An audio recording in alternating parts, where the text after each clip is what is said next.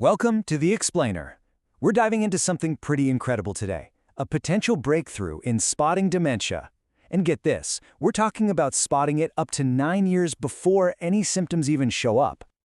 So let's start with a really big question, something that's, at the very heart of preventative medicine. What if you could actually predict a disease long before you felt any of its symptoms?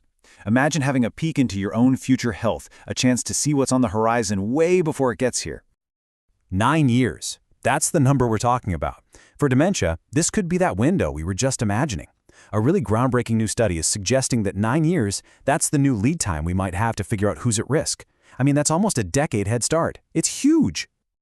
Okay, so to really get why this is such a game changer, we first need to talk about the main problem, the thing that's really stumped doctors for so long when it comes to diagnosing dementia. And here it is. This is the fundamental challenge. You see, by the time symptoms like memory loss or confusion actually show up, it's often too late. Research has shown this time and time again.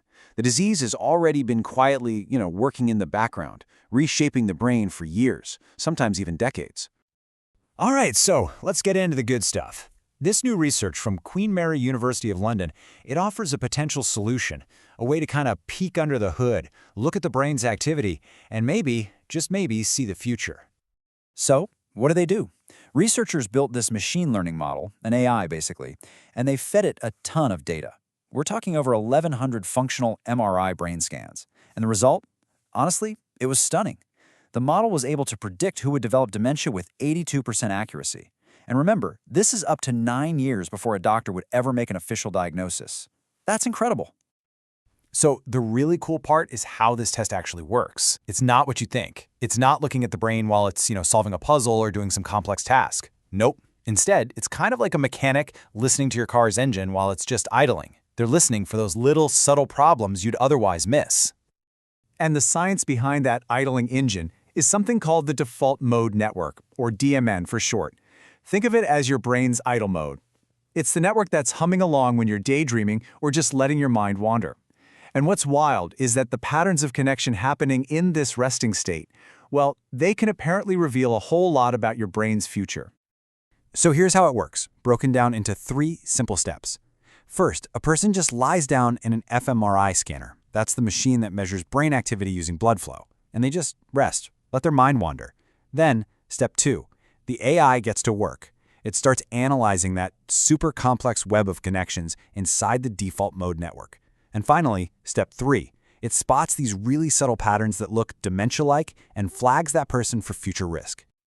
Okay, but with any huge scientific news like this, we've got to pump the brakes a little bit, bring in a healthy dose of reality. It's really important to separate the incredible promise here from the very real, practical challenges that are still ahead.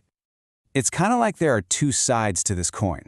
On one side, you have this enormous promise, right?